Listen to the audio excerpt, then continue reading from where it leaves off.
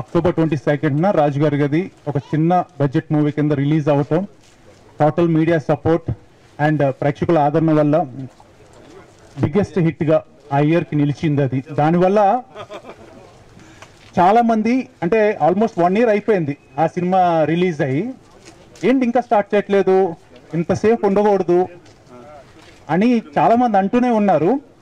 But నాకు కూడా తెలియదు నేను ఎవరితో చేస్తానో ఏం చేస్తానో.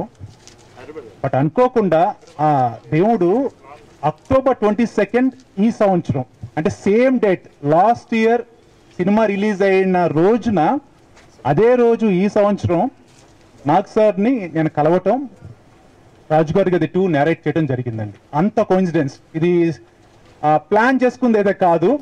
నాకు సార్ అపాయింట్మెంట్ ఇచ్చారు ఆ డేట్, నేను ఆయన ఫస్ట్ కలిసి అదే చెప్పాను, సార్ దేవుడు తీసుకొచ్చి మిమ్మల్ని కరెక్ట్గా అలాంటి డేట్ ముందే కూర్చోబెట్టారు అని చెప్పి స్టోరీ మొత్తం నేరేట్ చేసిన తర్వాత వెంటనే సార్ చాలా హ్యాపీగా ఈ ప్రాజెక్ట్ నేను చేస్తున్నానని చెప్పారు. Thank you so much sir. ఆమె నమ్మకంతో ఈ ప్రాజెక్ట్ ఒప్పుకున్నందుకు, నేను ఒక యాంకర్గా కెరియర్ స్టార్ట్ చేసి ఈ పొజిషన్ రావడం నేను ఎంతో కష్టపడ్డాను. సో ఇప్పుడు అంతకన్నా ఎక్కువ కష్టపడి నాగ్ సార్ ఈ మూవీలో నెవర్ బిఫోర్, ఇదివరకు ఎప్పుడు మీరు చూసుంటారు అలాంటి నాగ్ సార్ నేను ప్రజెంట్ చేయబోతున్నాను. డెఫినెట్గా నాగ్ సార్ నమ్మకాన్ని, టీవీపీ గారి నమ్మకాన్ని అండ్ నిరంజన్ గారి నమ్మకాన్ని నేను నిలబెట్టుకుంటాను. అండ్ మీ సపోర్ట్ ఎప్పటికీ నాకు ఉండాలి. Thank you so much. 2 heroines ఉన్నారండి, నాగార్జున గారి దగ్గరే ఉంటారు. నాకు చుట్టూ తిరుగుతూ అవునండి.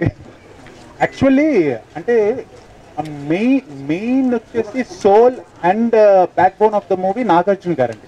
ఒక సమస్య వాళ్ళకి వస్తుంది అంతే, మొత్తం అంటే దాన్ని సాల్వ్ చేసేదంతా ఆయన. సో వాళ్ళది ఎక్కువ సినిమా కాదు, సో మొత్తం నాగార్జున గారి మీద ఉంటుంది కాబట్టి మీరు దాని మీద ఎక్కువ కాన్సన్ట్రేషన్ చేయక్కర్లేదు.